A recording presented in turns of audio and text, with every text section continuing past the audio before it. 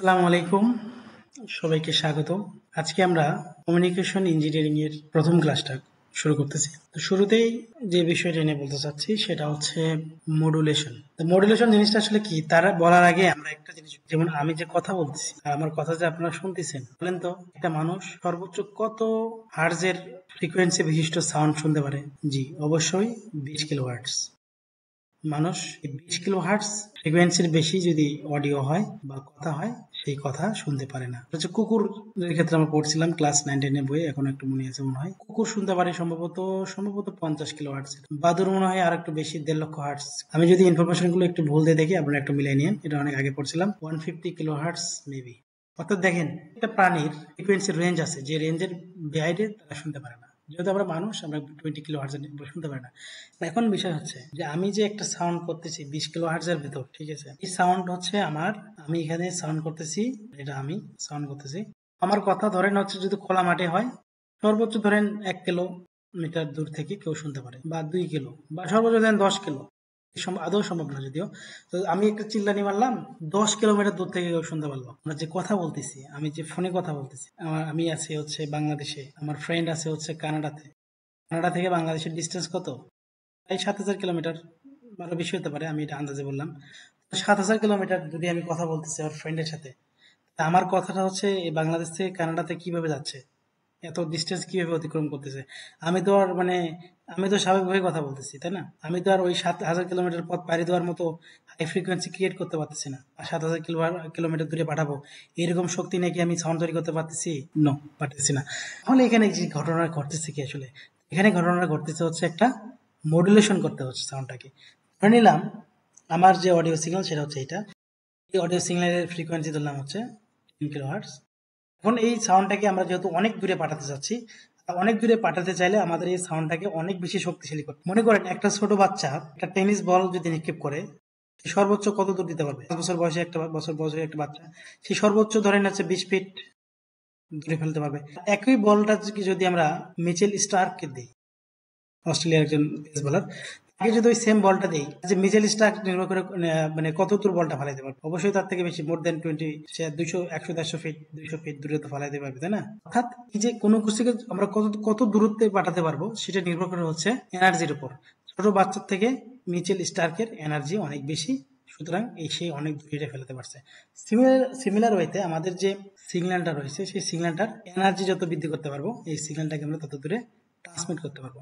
Energy আসলে নির্ভর করে কিসের উপর? এনার্জি নির্ভর করে হচ্ছে এনার্জি সমান এফ ডেল। এফ হচ্ছে ফ্রিকোয়েন্সি, ডেল হচ্ছে ওয়েভলেন্থ।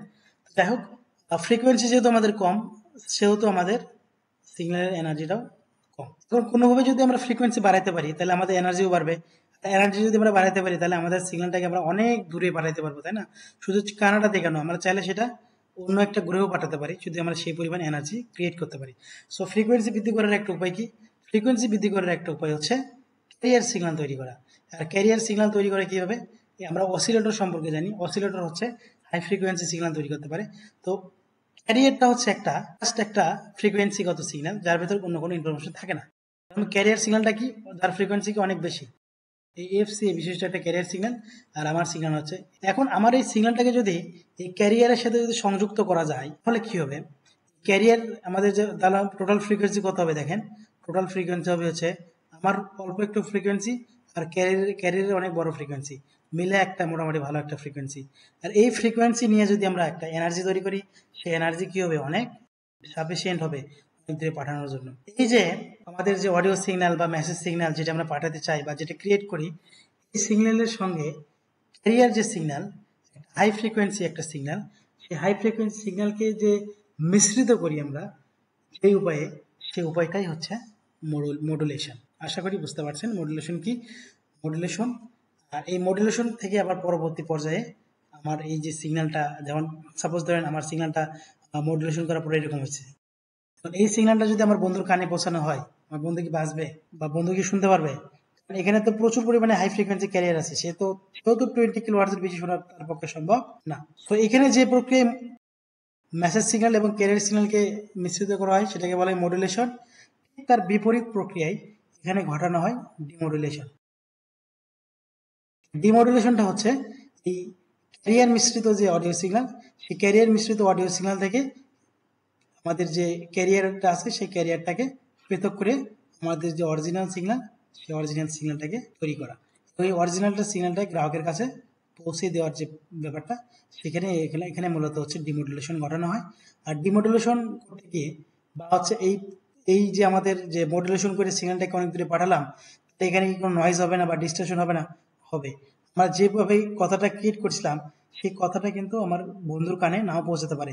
সেখানে কিছু ডিস্টরশন বা নয়েজ হয়ে আমি সাপোজ ধরে বললাম যে আমাকে ১,০০০ টাকা দাও, সে শুনলো আমাকে ১,০০,০০০ টাকা দাও। মানে কথাটা হচ্ছে একটু নয়েজ বা ডিস্টরশনে চেঞ্জ হতে পারে।